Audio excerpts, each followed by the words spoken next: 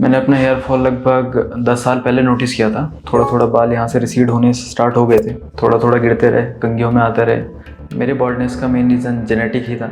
ऐसे कुछ मैं अलग से कुछ केमिकल वगैरह यूज़ नहीं करता था मेनली। तो जो नॉर्मली जेनेटिक मेरे ग्रैंडफादर से जो भी जेनेटिक हेयर फॉल स्टार्ट हुआ था, थोड़ा बहुत मेरे फादर में ही विजिबल है और सेम चीज़ मेरे में भी है। लेकिन हाँ, ट्रांसप्लांट से पहले और बाद का काफ़ी ज़्यादा रिफ्लेक्ट होता है। इस एरिया में पूरा का पूरा मेरा ट्रांसप्लांट पूरा खाली था। यहाँ पे ये एरिया मेरा ट्रांसप्लांट हुआ है, थोड़ा बहुत क्राउन एरिया में भी। बाकी यहाँ पे पहले का पैच तो पूरा ही दिखता, हेयर पूरी रिसीड हो रही थी हेयर। जैसे कभी नज़र पड़ती है जिसने 2-3 साल से आपको देखा हो कि हाँ ठीक है, आपकी हेयर लाइन रिसीड हो रही है, अचानक से उनकी नज़र जाती है यहाँ बाल आ गए हैं, तो बार बार रिपीट होता रहता है वो चीज़ कि यार बाल ठीक आ गए, बाल आ गए, ये आ गया, दोबारा ठीक लग रहा है, लुक दोबारा से पहले जैसे हो गया है। मैंने अपना ट्रीटमेंट पिछले साल जून 2024 में कराया था, तो अराउंड 8 मंथ्स कंप्लीट हो चुके हैं मुझे। रिजल्ट से मैं काफ़ी ज़्यादा सेटिस्फाइड हूँ। आगे के यहाँ मैंने इस एरिया में और इस एरिया में मेनली हेयर ट्रांसप्लांट कराए थे। स्टार्टिंग के कुछ महीने के लिए अच्छी केयर करनी पड़ती है, फिर उसके बाद जैसे आप नॉर्मली अपने हेयर का टेक केयर करते हैं वैसे ही इनका भी करना होता है। कोई स्पेशल ट्रीटमेंट नहीं चाहिए, बस अपनी डोसेज टाइम पे लेनी है और एक मिनॉक्सिडिल मेडिसिन मिलती है वो लगानी होती है। उसके अलावा कोई दूसरी केयर नहीं। मैंने अपना हेयर फॉल लगभग 10 साल पहले नोटिस किया था। थोड़ा थोड़ा बाल यहाँ से रिसीड होने स्टार्ट हो गए थे, थोड़ा थोड़ा गिरते रहे, कंघियों में आते रहे, या फिर बाल जब गीले कर रहा हूँ, सुबह शैम्पू कर रहा हूँ, तो उस टाइम पे थोड़ा थोड़ा बाल टूटने नज़र आ गए थे। कुछ इतना ज़्यादा अचानक से बहुत ज़्यादा हेयर फॉल नहीं हुआ था, धीरे धीरे ग्रेजुअली इतने साल तक होता रहा और फोटोज़ वगैरह में धीरे धीरे वो विजिबल होने लगा। मेरे बॉल्डनेस का मेन रीज़न जेनेटिक ही था। ऐसे कुछ मैं अलग से कुछ केमिकल वगैरह यूज़ नहीं करता था मेनली। तो जो नॉर्मली जेनेटिक मेरे ग्रैंडफादर से जो भी जेनेटिक हेयर फॉल स्टार्ट हुआ था, थोड़ा बहुत मेरे फादर में ही विजिबल है और सेम चीज़ मेरे में भी है। तो मैंने ऐसे कुछ अलग से कोई होम रेमेडी वगैरह ट्राई नहीं करी थी। हेयर ट्रांसप्लांट का मेरे दिमाग में पहले से था, जब से मेरा मिनॉक्सिडिल का जो ट्रीटमेंट चल रहा था तब से मेरे दिमाग में था कि मैं हेयर ट्रांसप्लांट तो करना ही करना है। कोई क्लिनिक ऐसी नहीं मिल रही थी जिस पे हम इस तरीके से भरोसा कर पाएँ। फिर उसके बाद यूट्यूब पे QST क्लिनिक के बारे में पता चला था मुझे।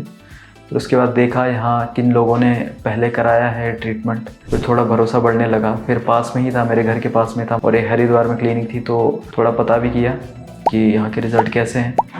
तो सब कुछ पॉजिटिव पता लगने के बाद फिर मैंने डिसाइड किया फाइनली मैं यहाँ करूँगा। तो वीडियोज़ में आपको जिस तरीके का एनवायरनमेंट यहाँ दिखाया जाता है और जो कुछ बताया जाता है ट्रीटमेंट के बारे में कि पेनलेस होगा, इतना कुछ हार्मफुल नहीं है, इतने कुछ कॉम्प्लिकेशंस नहीं होंगे, तो उससे थोड़ा बहुत रिलैक्स था मैं ऑलरेडी। और यहाँ आया जब मैं, तो क्लिनिक का एनवायरनमेंट देखा, बहुत ही क्लीन था, तो वही मैच हो भी रहा था, तो उससे डर काफ़ी ज़्यादा कम हो गया था, कुछ डर था ही नहीं। फिर उसके बाद ट्रीटमेंट हुआ तो वो भी पेनलेस था। तो जो कुछ आपको वीडियोस में बताया जाता है एग्जैक्टली उसी तरीके का ट्रीटमेंट यहाँ होता है। मेरी सर्जरी 2 दिन चली थी। पहले दिन स्लिटिंग हुआ था। स्लिटिंग के टाइम पे बीच में हल्का सा माइल्ड पेन हुआ था, उसके अलावा कुछ नहीं, बहुत ही ज़्यादा कंफर्टेबल था मैं। और डॉक्टर आपसे बात करते हैं, आपको कहीं पे दर्द हो रहा है या कुछ कोई भी किसी भी तरीके की तकलीफ़ हो रही है तो वो आपसे पूछते रहते हैं बीच में, और आपको अगर तकलीफ़ है तो उसका वहीं पे सोल्यूशन जो भी देना है वो दे देते हैं। सर्जरी के बाद आपको कुछ प्रिकॉशंस रखने होते हैं और क्या आपको मेडिसिन लेनी है वो आपको दी जाती है यहाँ से। और कॉलिंग टीम आपको बार बार पूछती है, एटलीस्ट डे में एक बार तो एटलीस्ट आपसे फ़ोटोज़ मांगी जाती हैं कि अभी क्या कंडीशन है आपकी, आपको कोई पेन तो नहीं हो रहा है, कुछ और कॉम्प्लिकेशंस तो नहीं हो रहे हैं, वो आपसे पूछे जाते हैं सब कुछ। और वो रेगुलर आपके पास 5 दिन तक जो भी उनका प्रोसेस होता है कि आपको थोड़ा बालों का ज़्यादा टेक केयर करना पड़ता है, आपको स्लीपिंग पोस्चर बताया जाता है कि आपको इस तरीके से सोना है। ये थी मेरी हेयर ट्रांसप्लांट की जर्नी जो कि मैंने आपके साथ शेयर करी। इससे आगे जो भी PRP ट्रीटमेंट के लिए मैं आऊँगा तो ज़रूर आपके साथ शेयर करूँ। तब तक जुड़े रहिए QST से।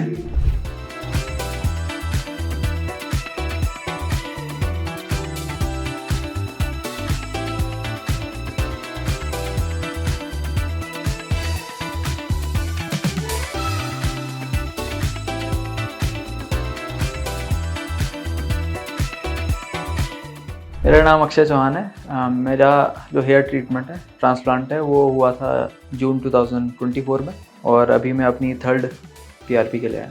लेकिन हाँ, ट्रांसप्लांट से पहले और बाद का काफ़ी ज़्यादा रिफ्लेक्ट होता है। इस एरिया में पूरा का पूरा मेरा ट्रांसप्लांट पूरा खाली था। यहाँ पे ये एरिया मेरा ट्रांसप्लांट हुआ है, थोड़ा बहुत क्राउन एरिया में भी। बाकी यहाँ पे पहले का पैच तो पूरा ही दिखता, हेयर पूरी रिसीड हो रही थी हेयर लाइन। एज उतना मैटर नहीं करता, 27 हो या बाद में 30 के बाद भी हो, हेयर हमेशा इम्पॉर्टेंट होता है। हमेशा जो कॉन्फिडेंस होता है वो लो हो जाता है जब आपका बॉल्डनेस दिखने लग जाती है। मेरा तो बहुत पहले से था, मेरा तब से स्टार्ट हुआ था जब मैं बीटा कर रहा था। थिंक अराउंड 19 और 20 से थोड़ा बहुत स्टार्ट होना शुरू हुआ था और 22-23 के आसपास काफ़ी ज़्यादा बढ़ गया था। फिर फाइनली मैंने ट्रीटमेंट लिया था 26 की एज में। के बाद से फिर जब ट्रांसप्लांट हुआ है, फिर लोगों की नज़र नहीं जाती आपकी बॉल्डनेस पे। फिर जो आप कह रहे हैं वो डायरेक्ट उनके थ्रू आप बात कर सकते हैं बिना किसी के अटेंशन के आपके बालों पर। हेयर ट्रांसप्लांट जो मैंने करा, वो सर्जरी में कोई इशू हुआ नहीं मुझे, ना कोई पेन, ना ही उसके बाद पूरे कोर्स के थ्रू आपको बताया जाता है क्या क्या करना है, क्या दवाइयाँ लेनी है, क्या प्रिकॉशंस लेने हैं। बिल्कुल बीच में बात आती रहती है।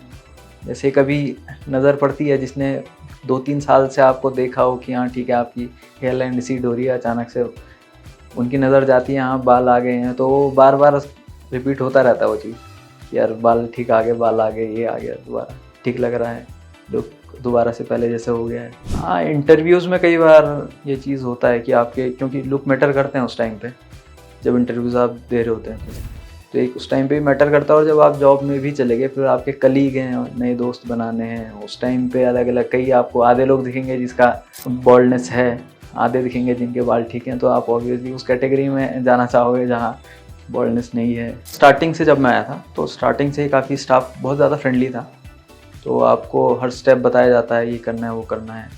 और उसके बाद जो ट्रीटमेंट हुआ, आई थिंक वो बहुत ज़्यादा प्लस पॉइंट है कि यहाँ कोई भी किसी तरह का पेन मुझे नहीं हुआ था। कुछ मुझे याद नहीं कि कोई किसी भी टाइप का पेन हुआ हो, कि ऐसा कुछ डरने की ज़रूरत नहीं है। कई बार ये होता है कि सर्जरी है तो डर तो नहीं है, क्योंकि कई सारे केसेस अभी रिसेंटली आई थिंक किसी की डेथ भी हुई है, तो वो लेकिन वो डिपेंड करता है कि कौन कर रहा है, प्रोफेशनल्स कर रहे हैं या फिर आप किसी भी ऐसे ही क्लिनिक पे चले जा रहे हैं।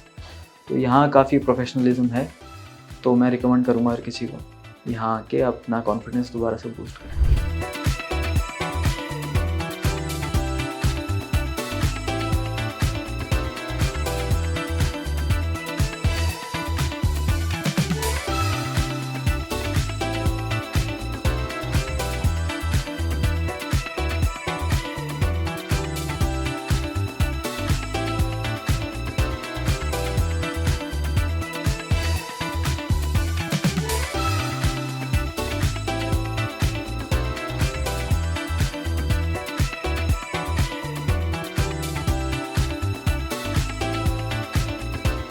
हेलो फ्रेंड्स, अगर आपने अभी तक हमारे चैनल को सब्सक्राइब नहीं किया है तो प्लीज इस वीडियो को लाइक कीजिए, शेयर कीजिए और हमारे चैनल को सब्सक्राइब कीजिए। और ध्यान रहे बेल आइकन दबाना ना भूलें, जिससे हमारे हर वीडियो का अपडेट आपको समय समय पर मिलता रहेगा।